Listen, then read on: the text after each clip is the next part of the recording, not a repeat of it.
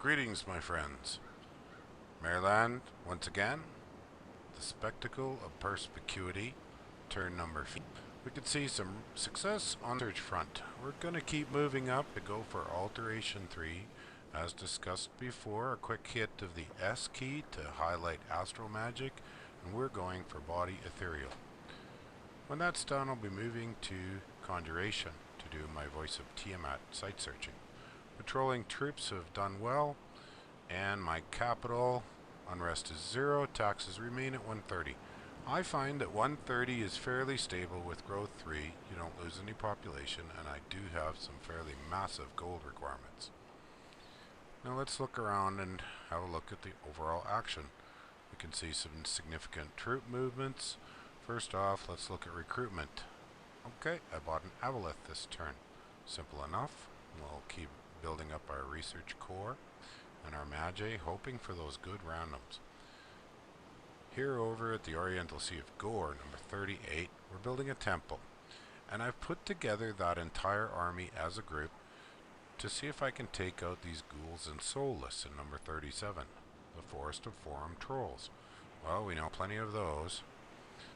I've been one myself at times, but I've turned over a new leaf. No more Mr. Mean. Well, we'll see. I try. Alright, so quite a bit different setup.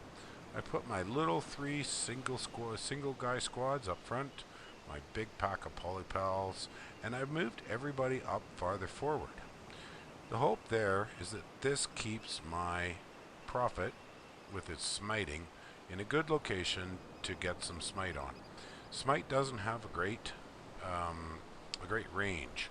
If we have a look, it's range 30. So that's a good ways towards the back line if you're up front of it. From the back, you're going to not get very many smites until they get close. And in this case, I've got my troops set with no orders at all. Even the Gibbet I didn't set orders. They'll do the AI will help them choose, in general, highest hit point units for targeting.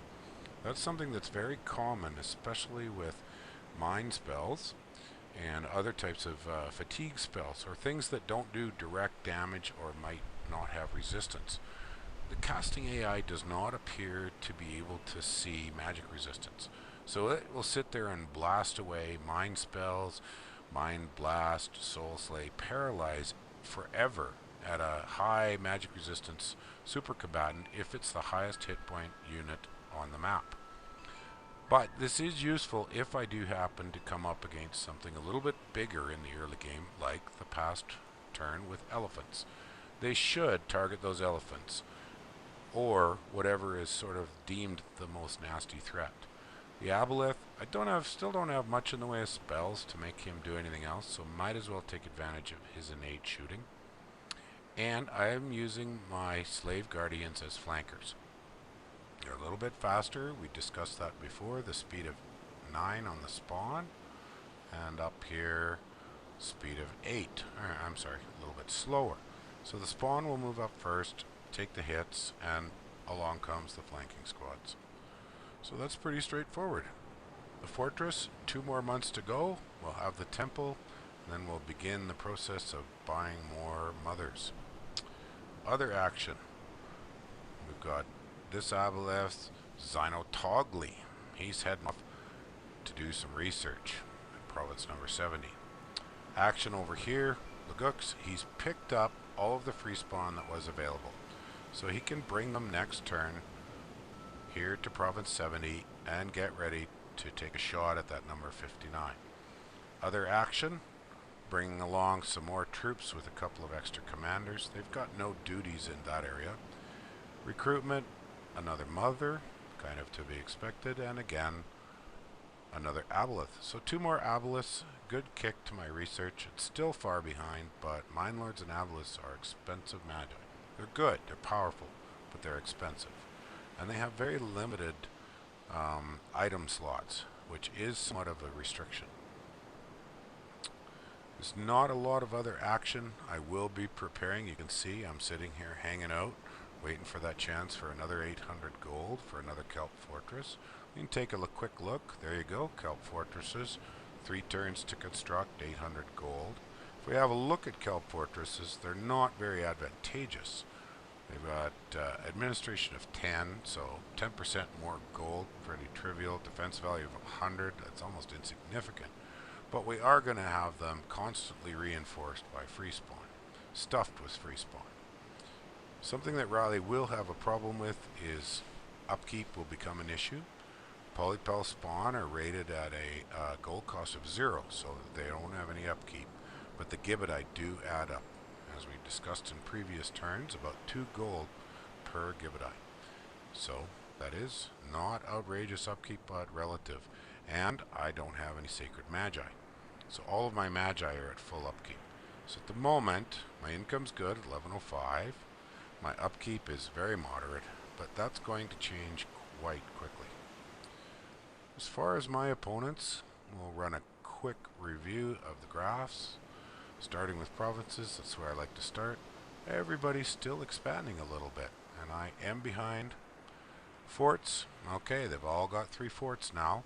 I am some turns ahead.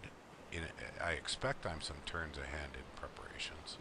Income, my income is decent. Gem income, well, searching still not happening. Everything's kind of slow and delayed.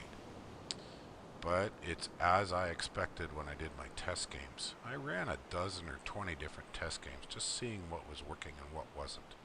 I've played EA Riley many times. It's a good nation, it's fun.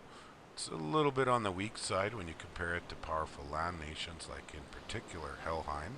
Well, all of these nations are powerful nations. And my Dominion is holding steady.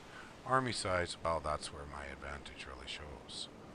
We might have a quick look and see if anybody's got much in the way of Hall of Fame heroes.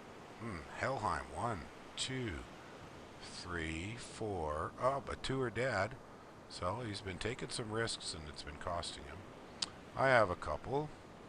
I've got 1 Mine Lord.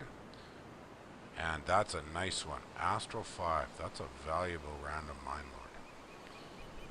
And my Prophet. So, and also my original starting commander. But he's not going to stay on the Hall of Fame listing for very long at all. I'm not using him to keep fighting. So that's just not going to make much difference. But Hall of Fame is not my forte. Here's a fun one. We know already that Sati's running a Phoenix. And, well, dying that many times, that's pretty straightforward. It's an effective choice for Sati. Gives him a couple of paths that aren't his strongest, if at all. Air and fire. And also helps with his early expansion. So I can't see any major threats. None of my opponents are sitting there parked on my borders with large groups of aquatic units.